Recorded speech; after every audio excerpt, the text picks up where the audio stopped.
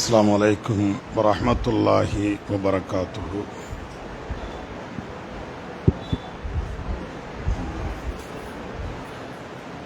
إن الحمد لله نحمده ونستعينه ونعوذ بالله من شرور أنفسنا ومن سيئات أعمالنا.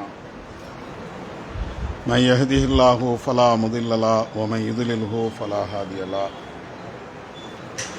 أشهد أن لا إله إلا الله وحده لا شريك له وأشهد أن محمدا عبده ورسوله أما بعد.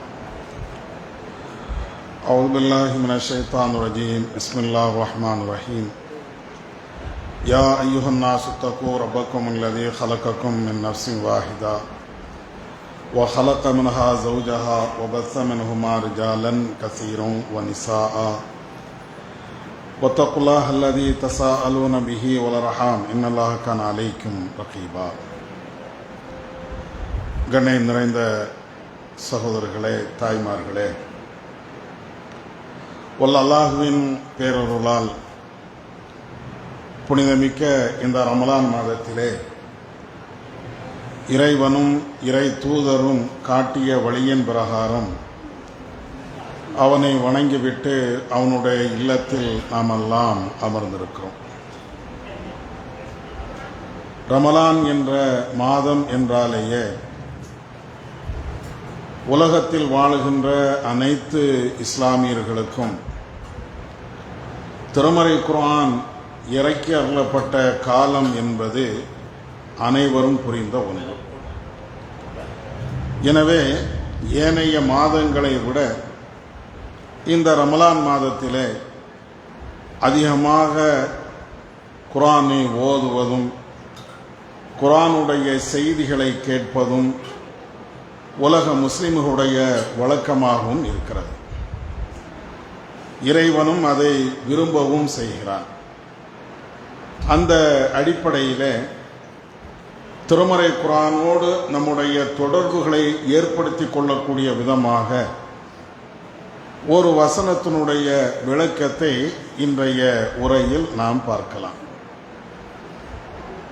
திருமறை குர்ஆனை நீங்கள் படித்து பார்த்திருப்பீர்கள் என்றால் பல்வேறு இடங்களிலே அல்லாஹ் மனிதர்களை நோக்கி என்னை வணங்குங்கள் என்ற வார்த்தையை அவன் பயன்படுத்துவான். யா அய்யுஹன்னாஸ் உஅ்புது ரப்பக்கும், மனிதர்களே உங்களை படைத்த அந்த இறைவனை நீங்கள் வணங்குங்கள் என்று குர்ஆனில் பல்வேறு இடங்களிலே அல்லாஹ் சொல்கிறான். வணக்கம் என்றால் நாம் செய்யக்கூடிய தொழுகை, நோன்பு இவைகளும் ஒரு வணக்கம். அதே போன்று தான தர்மங்கள் செய்கிறோம் என்றால் அதுவும் ஒரு வணக்கம். நபியுடைய காலகட்டத்திலே ஜிஹாது என்று சொல்லப்படுகின்ற அறப்போராட்டங்களை செய்தார்கள், அதுவும் ஒரு வணக்கம். இது போன்ற எண்ணற்ற வணக்கங்கள் இஸ்லாம் காட்டித் தருகிறது. எல்லா வணக்கங்களையும் இஸ்லாம் சொல்லுகின்ற பொழுது என்னை வணங்குங்கள், என்னை அன்றி வேறு யாரையும் வணங்காதீர்கள், இந்த வார்த்தையை அல்லாஹ் திரும்ப திரும்ப சொல்லிக்கிட்டே இருக்கிறான். அதே மாதிரி சில இடங்களில் நீங்கள் பார்த்தீர்கள் என்றால் என்னை வணங்குங்கள் என்ற வார்த்தை இல்லாமல் வேறு ஒரு வார்த்தையில அல்லாஹ் இதே வணக்கத்தை குறிப்பிடுகிறான். எப்படி இறைவன் சொல்கிறான் என்றால், மன் தல்லதி யுக்ரிதுல்லாஹு கர்தன் ஹசனா, உங்களிலே அல்லாஹ்வுக்கு அழகிய கடன் கொடுக்கக்கூடியவர் யார்? யுலாயிஃபு லஹு, அவருக்கு அல்லாஹ் மறுமையிலே இரட்டிப்பாக பல மடங்குகளாக அதற்குண்டான கூலியை இறைவன் வழங்குவான்.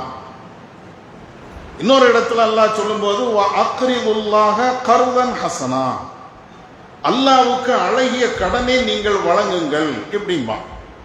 இது மாதிரி குர்ஆன்ல நிறைய இடங்கள்ல இறைவனுக்கு கடனை கொடுங்கள், இறைவனுக்கு கடனை கொடுங்கள், இறைவனுக்கு கடனை கொடுக்கக்கூடியவர் யார் என்ற இந்த வார்த்தையை திரும்ப திரும்ப இறைவன் சொல்லிக்கிட்டே இருக்கிறான்.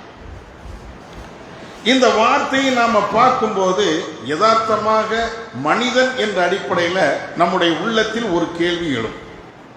என்ன கேள்வி?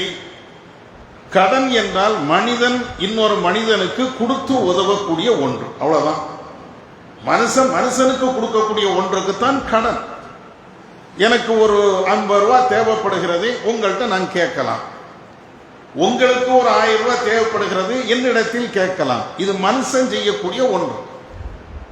ஆனால் கடவுளாக இருக்கக்கூடிய அல்லாஹ் எனக்கு யார் கடன் தாரா அப்படின்னு கேட்கிறதா இருந்தால் அல்லாஹும் மனிதர்களும் ஒன்னா. நம்ம மாறி மாறி சொல்லலாம். இன்னும் சொல்ல போனா இந்த கடன் கொடுக்கல் வாங்கல் என்பது மனித இனத்தை தாண்டி வேறு எந்த இனத்துக்கும் கிடையாது. வீட்டில் கோழி வளர்க்குறீங்க, ஆடு வளர்க்குறீங்க, மாடு வளர்க்குறீங்க, அதுக்கு என்னைக்காவது கடன் கொடுத்துருக்கீங்களா? அது என்னைக்காவது உங்கள்கிட்ட கடன் கேட்டு இருக்கிறதா? அதுக்கு கொடுக்கறதுக்கு பேர் கடனும் கிடையாது, நம்ம அது கடன் கேட்கறதும் இல்லை. மனுஷன் மட்டும்தான் இந்த கடன் என்ற நிலையில நாம உட்கார்ந்ததாக இருந்தால் என்ன ஒரு சிந்தனை நம்மளுக்கு வரும்? இறைவனுக்கு ஏன் நம்ம கடன் கொடுக்கணும்? கடன் வாங்கக்கூடிய நிலையில் அல்லாஹ் அவ்வளவு பாவப்பட்டவனாக இருக்கிறானா? நம்மிடத்தில் வாங்கித்தான் அல்லாஹ் தன்னுடைய தேவையை நிறைவேற்றக்கூடிய நிலையில் இறைவன் இருக்கிறானா? இப்ப எதுக்கு அல்லாஹ்வுக்கு நம்ம கடன் கொடுக்கணும்? அல்லாஹ் ஏன் நம்மள்கிட்ட கடனை கேட்கணும்? இந்த கேள்வி எல்லாத்துக்கும் ஏற்படுகின்ற ஒரு அடிப்படையான ஒரு கேள்வி. இதற்கு இஸ்லாம் பதிலையும் சொல்லி தருகிறது. என்ன? இறைவன் கடனை கேட்கிறான் என்றால் அதனுடைய அர்த்தம் மனிதன் கேட்கக்கூடிய கடன் அல்ல.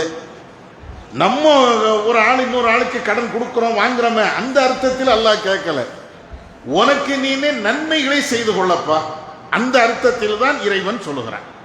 குர்ஆன்ல பல்வேறு இடங்கள்ல நீங்க பாத்தீங்கன்னா இறைவனுக்கு நீங்கள் கடன் கொடுங்கள் என்ற வார்த்தை இந்த அர்த்தத்தில் தான் மனிதர்களை அல்லாஹ் விசாரிப்பான். ஒவ்வொரு ஆளையும் இறைவன் விசாரிச்சுக்கிட்டே இருப்பான். அப்படி விசாரிக்கும் போது ஒரு ஆள்கிட்ட இறைவன் கேட்கிறான், ஏப்பா எனக்கு பசியாக இருந்தது, நீ எனக்கு உணவு தந்தியா? உன்னிடத்தில் நான் உணவு கேட்டனே, சாப்பாடு வேணும் அப்படின்னு நான் உன்கிட்ட கேட்டனே, நீ எனக்கு உணவை நீ தந்தியா என்று இறைவன் கேட்பானா? உடனே அந்த அடியான் கேட்பான், யா அல்லாஹ், நீயா? உனக்கு எப்படி பசி வரும்? நீ எப்படி என்கிட்ட வந்து நீ கேட்ட? நீ கேட்டா தான் உடனே தந்துருவன என்று அந்த மனுஷன் இறைவனிடத்துல பதில் சொல்லுவானா? அப்பதான் அல்லாஹ் சொல்லுவாங்க, மோசமான நிலையில் இருக்கக்கூடியவன், பின்தங்கி நிலையில் இருக்கக்கூடியவன், வறிய நிலையில் இருக்கக்கூடிய ஒருத்தன் உன்னிடத்தில் உணவு கேட்கும்போது நீ கொடுத்தியா? நீ அந்த அடிப்படையில் கொடுத்து இருந்தால் அங்கே இறைவனை நீ பெற்று இருப்பாய். அப்படின்னா என்ன அர்த்தம்? இறைவன் நம்ம இடத்துல கடன் கேட்கிறான் என்றால் நேரடியாக அவன்கிட்ட கொடுக்கிறது இல்லை, மனிதர்களுக்கு உதவி செய்தல். மனிதர்களுக்கு நாம உதவி செய்வதன் மூலமாக இறைவனிடத்தில் நம்முடைய நன்மைகளை பெற்றுக் கொள்கிறோம். இதுதான். அதே மாதிரி அந்த கேட்டாத்தான் உடனே தந்துருவன. அப்பதான் இறைவன் சொல்லுவானா, ஒரு மனிதன் உன்னிடத்தில் வந்தா ஆடை இல்லாமல் நிர்வாணமாக அல்லது கிழிந்த ஆடையோடு உன்னிடத்தில் அவன் வந்தான். அப்படி வருகின்ற பொழுது நீ ஆடையை நீ கொடுக்காமல் மறுத்தாய். உன்கிட்ட அந்த வசதி இருந்துச்சு, பல ஆடைகள் உன்னிடத்தில் இருந்தது. ஆனால் அந்த எளியவன் கேட்கக்கூடிய அந்த நேரத்தில் அந்த ஆடையை நீ தர மறுத்து விட்டாய். எனவே நீ எனக்கு மாறி செய்து விட்டாய், எனக்கு நீ தரல. இப்படி ஒவ்வொன்றுக்க நீ மறுத்து விட்டாய். அதனால இன்னைக்கு அந்த அருள் உனக்கு கிடைக்கல. இதுதான் அந்த ஹதீஸினுடைய சாரம்சம். இதுதான். இப்போ மனிதன் இன்னொரு மனிதனுக்கு உதவி செய்தால் அது மனிதனோடு நிக்கிறது இல்லை, அது இறைவனுக்கு நாம செய்யக்கூடிய உதவி மாதிரி. இறைவனுக்கு எந்த உதவியும் தேவையில்லை. அல்லாஹ் நம்முடைய உதவியை தேடித்தான் அவன் தன்னுடைய வாழ்க்கையை கழிக்கணும் என்ற நிலை இல்லை. ஏன்னா குர்ஆன்ல பல்வேறு இடங்கள்ல அல்லாஹ் சொல்லி காட்டுகிறான், அவனுக்கு அவன் தேவையற்றவன். அல்லாஹு இல்லை, பெருதூக்கமும் இல்லை, அல்லாஹ்விடத்தில் பரிந்து பேசக்கூடியவன் யார் இப்படின்னு தன்னுடைய தன்மைகளை பற்றி சொல்லிவிட்டு இப்படி எல்லாம் அல்லாஹ் சொல்லி காட்டுகிறான். இதெல்லாம் எதுக்கே சொல்லுகிறோம் என்றால் அவனுக்கு எந்த தேவையும் கிடையாது. அப்ப இறைவன் தேவை இருப்பதாக இந்த வசனத்தில் சொல்லுகிறானே, கடனத்தா என்று இறைவன் சொல்லுகிறானே, அதுக்கு அர்த்தம் என்னன்னா நீ மனுஷனுக்கு உதவி செய். அது குர்ஆன்ல வேறு இடங்களையும் அல்லாஹ் சொல்றான். எப்படி சொல்றான்? வஅன்ஃபிகு, நீங்க செலவு செய்யுங்க உங்களுடைய நெருங்கிய உறவுக்காரர்களுக்கு, உங்களுடைய அவர்களுக்கு கடனை கொடுங்க. அது ஏன் அந்த வார்த்தையை பயன்படுத்தணும்? திருமறை குர்ஆன்ல நிறைய இடங்கள்ல தர்மம் பண்ணுங்க, தர்மம் பண்ணுங்க, தர்மம் பண்ணுங்க ஏகப்பட்ட இடங்கள்ல இருக்கிறது. சில இடத்துல நீங்க பாத்தீங்கன்னா கடனை கொடுங்க அப்படின்னு வருது. ரெண்டுக்குள்ள வேறுபாடு என்ன அப்படின்னு நீங்க, அதனாலதான் அல்ல அந்த இடத்துல இந்த வார்த்தையை பயன்படுத்துறோம். என்ன நுணுக்கமான ஒரு வேறுபாடு? நீங்க ஒரு ஆளுக்கு உதவி செய்றீங்க, அவர் ஒரு 10 ரூபா கேட்டார், என்னப்பா 10 ரூபா அப்படின்னு தர்மம் கொடுத்துட்டீங்க. ஒரு ஆள் உங்கள்கிட்ட 100 ரூபாய் கேட்கிறாரு, 100 ரூபாய் நீங்க தர்மம் கொடுத்துட்டீங்க. அவர்கிட்ட இருந்து நீங்க எதையும் எதிர்பார்க்க மாட்டீங்க. ஆனால் ஒரு ஆளுக்கு இதே 10 ரூபாய்க்கு கடனா கொடுக்குறீங்க. 10 ரூபா தான், 10 ரூபா தர்மமா கொடுத்தால் அவர்கிட்ட இருந்து நீங்க எதையுமே எதிர்பார்க்க மாட்டீங்க. இதே 10 ரூபாய ஒரு ஆள்கிட்ட கடனா நீங்க கொடுக்குறீங்கன்னு வைங்களேன், என்ன செய்வீங்க? எப்ப திரும்ப தருவேன்னு கேட்பீங்க. ஏன்? கடனா இருந்தால் கண்டிப்பாக திரும்ப அது ஒப்படைக்கப்பட வேண்டும். எந்த கடனா இருந்தாலும் சரிதான், 10 ரூபாய்ன்னு இல்லை, வேற எதுவாக இருந்தால் நீங்க தர்மமா கொடுத்துட்டீங்க, அதை போய் அவர்கிட்ட இருந்து திரும்ப வரணும் அப்படின்னு எந்த எதிர்பார்ப்பும் உங்களுக்கு இருக்காது. ஆனால் கடனா கொடுத்துட்டீங்கன்னா எப்ப தருவேன், எப்ப தருவேன், என்னைக்கு தருவேன், கரெக்டா தந்துருவியா அல்லது கூடுதலா தருவியா அல்லது ஏமாத்திருவியா, எவ்வளவு கேள்விகள் அதுல தொக்கிக்கிட்டு நிக்குது.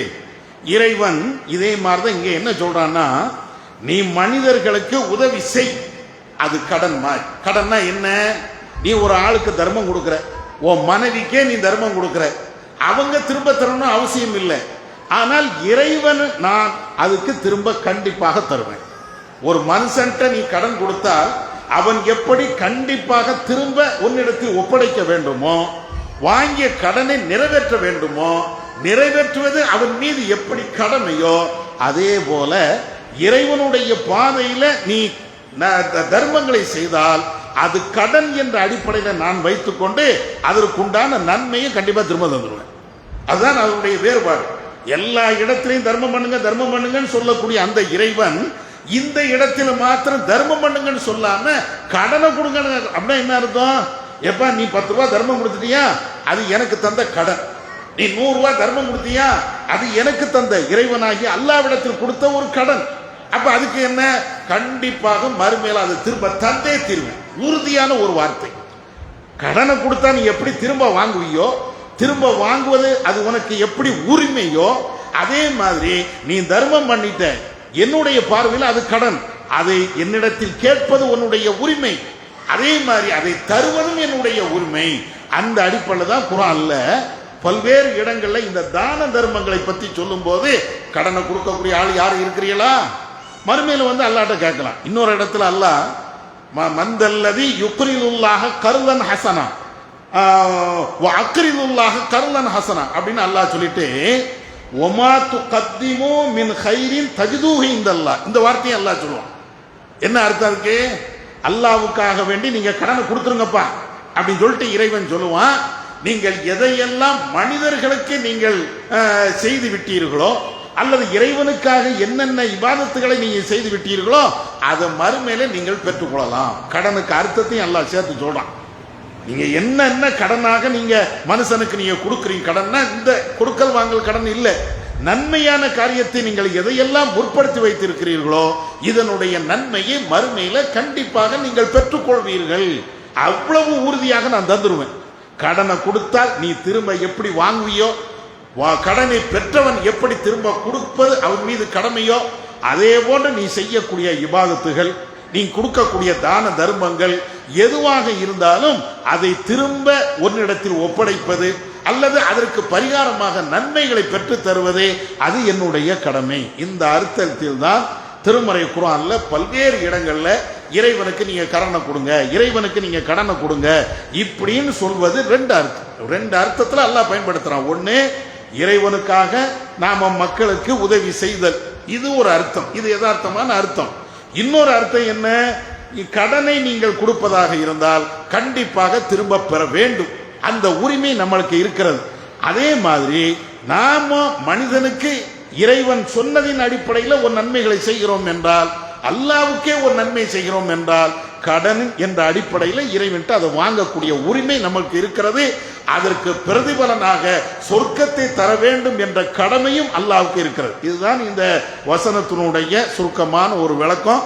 இத மாதிரி குர்ஆன்ல ஏகப்பட்ட இடங்கள்ல சில வார்த்தைகளை நீங்க பார்த்தாலேயே கொஞ்சம் வித்தியாசமாக இருக்கும். எல்லா இடத்துலையும் ஒரு மாதிரியா சொல்லுவான், திடீர்னு வேற ஒரு வார்த்தையில வேற ஒரு அர்த்தத்தில் சில வார்த்தைகளை இறைவன் பயன்படுத்துவான். இதெல்லாம் குர்ஆனை நீங்க அர்த்தத்தோடு படிக்கும்போது உங்களுக்கு விளங்கும். என்னடா இது இப்படியும் ஒன்று இருக்குது, இப்படியும் இருக்குது. இபாதத்து பண்ணுங்கன்னு அல்லாஹ் சொல்லத்தான் செய்யறான், கடனை கொடுங்கிறான். ஒரு மாதிரியா தானே இருக்குது. ஆனால் அதுக்கு அர்த்தம் புரிந்த ஒரு வார்த்தை. சும்மா அர்த்தம் இல்லாம அல்லாஹ் போற போக்கில் கதைகளை சொல்றது இல்லை. இந்த அவுலியாக்களுடைய கதை, நாதாக்களுடைய கதைகள்ல எழுதி வச்சிருப்பாங்களா இல்லையா? இத மாதிரி அல்ல குர்ஆன்.